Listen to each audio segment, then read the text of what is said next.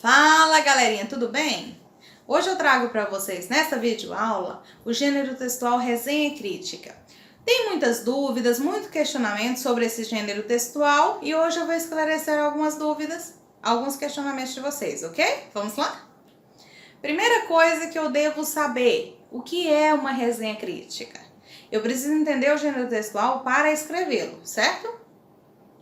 A resenha crítica ela não é um resumo comum. A resenha crítica vai além de um resumo. A resenha crítica é você tecer uma breve crítica juntamente com a descrição da obra. Essa crítica e essa descrição da obra, elas têm que andarem lado a lado na sua resenha crítica. Para isso eu preciso seguir três características básicas, três características importantíssimas para desenvolver uma boa resenha crítica. Quais são elas, professora? Imparcialidade, cientificidade e objetividade. São três características importantíssimas. A imparcialidade é o quê? Deixar os seus sentimentos de lado para escrever uma boa resenha. De que forma? Se você gostar ou não daquela obra, daquele autor, daquele gênero literário, tudo isso você deixa de lado, deixa esse sentimento de lado para analisar a obra por si só. Isso se chama imparcialidade. Para ser escrita de forma imparcial, você deve escrever em terceira pessoa. Isso mesmo. Jamais escreva uma resenha crítica em primeira pessoa, nem do singular nem do plural, certo? A segunda característica é qual? A cientificidade. Professor, o que é isso? Mostrar através da lógica, fatos concretos, com veracidade o quê? Os seus argumentos. Por que aquela obra possui esses pontos positivos? Por que aquela obra possui aqueles pontos negativos? Tudo isso é através da cientificidade, através de pesquisa, através de estudo que você vai desenvolver a resenha crítica. Não pode conter de forma alguma o quê? Achismo. Assim como na imparcialidade não pode conter o quê? Gostei ou não gostei. Não pode conter essas expressões, ok? Vamos lá para a objetividade. Professor, o que é objetividade? Você ir direto ao ponto, mas isso sem ser superficial. Vá direto ao ponto da sua resenha, mostre os pontos positivos, os pontos negativos, sem fazer rodeios, certo? Mas não seja superficial. Primeira coisa, qual que é o objetivo daquela resenha? Levar ao leitor informações sobre a obra. Quais os pontos negativos daquela obra, quais os pontos positivos daquela obra, em que ano foi publicada, qual o seu ano de edição, seu autor, qual o gênero textual. Todas as características da obra têm que estar descrita na minha resenha crítica. Por isso que eu falei, a crítica e a descrição da obra andam lado a lado na sua resenha, ok? Para isso vocês vão seguir alguns passos. Professora, quais os passos que eu devo seguir? De que forma que eu devo escrever? O que eu posso fazer para melhorar a minha escrita? Vocês podem seguir o passo a passo para fazer uma resenha de qualidade. Quais passos são esses?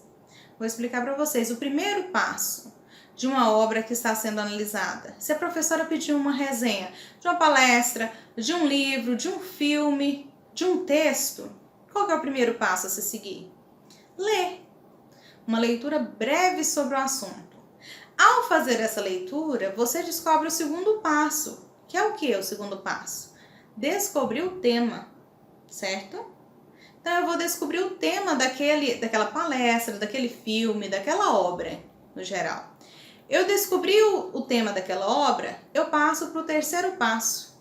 Qual que é esse terceiro passo? Pesquisa, estudo. Isso. Eu não posso fazer uma resenha crítica sem estudar sobre o tema. Se eu faço uma resenha crítica sem estudar sobre o tema, eu estou fazendo o quê? Um resumo do que eu li, certo? Então, para a imparcialidade, para a cientificidade e para a objetividade, esse terceiro passo é importantíssimo, que é a pesquisa. Vou pesquisar sobre o meu tema, o tema que está naquela obra. O quarto passo é fazer a segunda leitura. Professora, segunda leitura? Sim. Uma resenha de qualidade tem que ter uma segunda leitura. Na primeira leitura foi uma leitura breve. Você não parou para perceber o que estava ali. Então tem que fazer uma segunda leitura E com essa segunda leitura, ir anotando os pontos fortes, os pontos fracos, em qual pessoa está sendo narrada, certo? Aquela obra, qual é o gênero textual que pertence, quais os pontos importantes, os pontos marcantes, certo? Tudo isso tem que ser analisado. Esse é o quarto passo. E o quinto passo, qual que é? O quinto passo é colocar em prática, escrever. Para isso eu tenho que seguir direitinho o quê? Algumas instruções. A resenha crítica, ela tem a sua estrutura própria. Qual que é a forma dessa estrutura? Título, certo? O título da obra. Lá no primeiro parágrafo, que é a introdução, vocês vão colocar a referência bibliográfica da obra. Ano de edição, ano de publicação, a editora, o autor. Quando chegar no autor, ainda no primeiro parágrafo, vocês vão colocar brevemente uma biografia sobre o autor.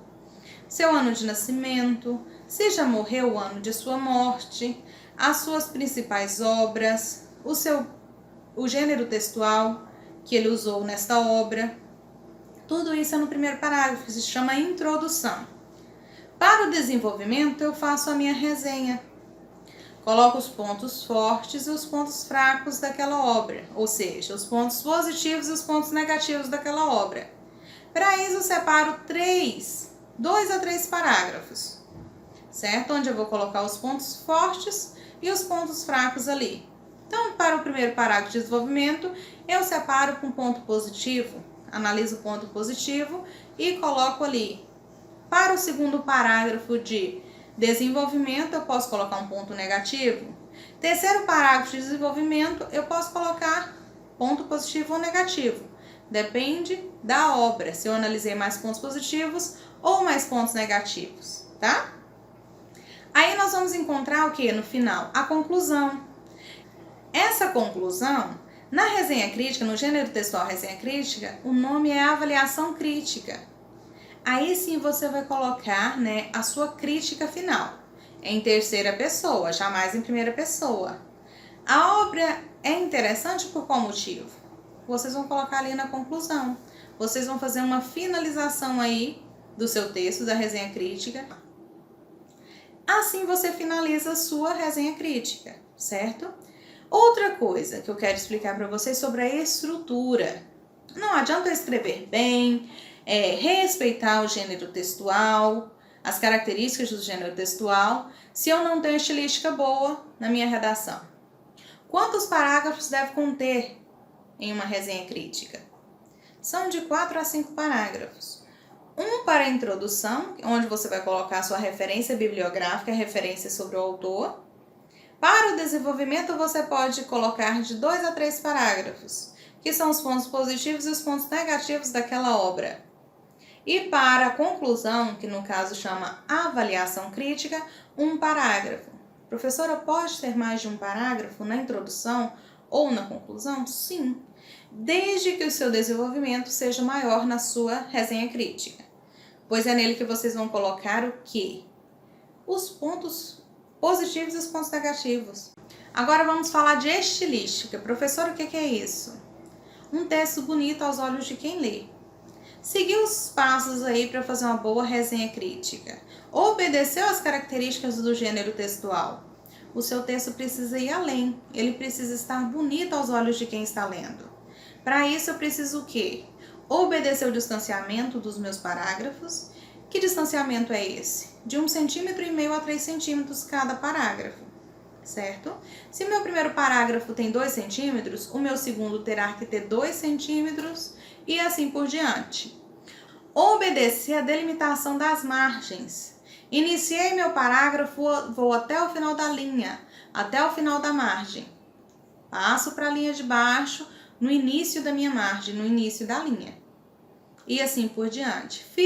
Coloquei o ponto final, onde eu terei que fazer outro parágrafo, o outro parágrafo com o mesmo distanciamento do primeiro. É isso aí, galerinha. Finalizamos mais uma videoaula. Então, obedeceu as características do gênero textual, seguiu os passos, teve uma estilística boa, uma estilística perfeita no seu texto, não tem como errar na resenha crítica, tá? Eu agradeço a todos que participaram da aula e estou com saudade de todos. Fiquem todos com Deus. Até a próxima aula. Beijos!